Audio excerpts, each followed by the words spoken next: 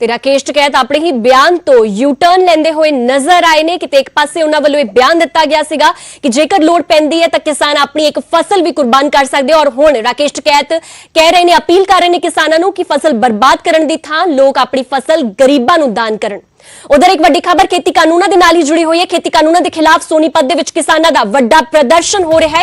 Tractor ट्रॉलियां दे नाल 35 kilometre लंबी chain बनाई गई है और किसान मजदूर संघर्ष कमेटी दे बैनर हेठ यह प्रदर्शन कढ़िया जा रहा है। तो फिलहाल वक-वक थावां ते प्रदर्शन चल रहे हैं। गल कीती जावे किसान मोर्चे दी तां इस वेले दिल्ली दी बरूहां ते लगातार किसानां नूं डटे हुए 94 दिन हो चुके हैं। 3 महीने तो वध दा समा हो गया है पर अजे तक किसान अपनी मंगां नूं लैके बजिद ने। उधर केंद्र सरकार अपनी गल्लां नूं लैके बजिद है। जो कुछ प्रपोजल केंद्र सरकार वालों दिता गया उससे ही फिलहाल केंद्र सरकार अड़ी हुई है और फिलहाल टेबल टॉक दा जिहड़ा सैशन चल रही सी, टेबल टॉक डिस्कशन चल रही सी, उसते भी ब्रेक लगदी हुई नजर आ रही है।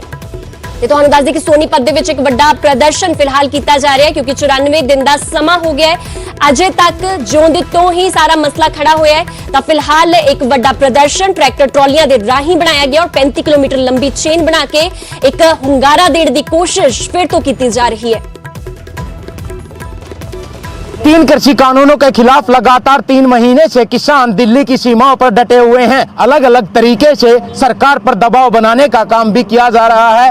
जैसे संयुक्त किसान मोर्चा आह्वान करता है उसी हिसाब से रेल रोको या फिर सड़क जाम करने के कार्य भी किसानों द्वारा किए जा चुके हैं और सभी के सभी शांतिपूर्ण ढंग से किसानों द्वारा किए गए। किसानों का सिर्फ मांग वही है कि जब तक 3 कृषि कानून रद्द नहीं होंगे जब तक वो अपने घर वापस नहीं जाएंगे। और इसी के तहत आज सोनीपत में किसान खेत मजदूर संगठन द्वारा एक श्रृंखला बनाई गई है ट्रैक्टरों की। हम मेरे पीछे तस्वीरें देख सकते हैं। सोनीपत के गांव रतनगढ़ से इसकी शुरुआत की गई है और गोहाना तक ये श्रृंखला गई हुई है। सिर्फ किसानों का वही मांग है कि 3 कृषि कानून जो केंद्र सरकार ने पारित किए थे उन्हीं का विरोध करना इनका एक मकसद है। आप देख सकते हैं किसान यहाँ पर बैठे हुए हैं और ट्रैक्टरों की एक लंबी लाइन आपको दिखाई दे रही है। यही लाइन गोहाना तक है और गोहाना तक जो ट्रैक्टर हैं वो सभी किसानों के खड़े किए गए हैं। एक मैसेज दिया गया सोनीपत के किसानों के द्वारा कि सरकार जल्द से जल्द उनकी मांग को पूरी कर दे वरना वो आगे ऐसे आंदोलन को बढ़ाने के लिए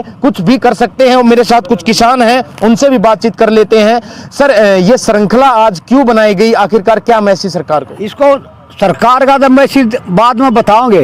हमारा आज एक तरफ विदाई जयंती है जी और एक शहीद चंद्रशेखर आजाद का बलिदान दिवस है, उसके उपलक्ष्य में हमने जो प्रोग्राम कराया था और इसके तहत हम सरकार को मैसेज देने का वो एक हमने जो पॉइंट रखा है। अगर जो 3 कृषि काले कानून हैं और इलेक्ट्रिसिटी बिल 2020 है, इतने ये वापस नहीं होते, इतना पीसफुली चले जाएंगे।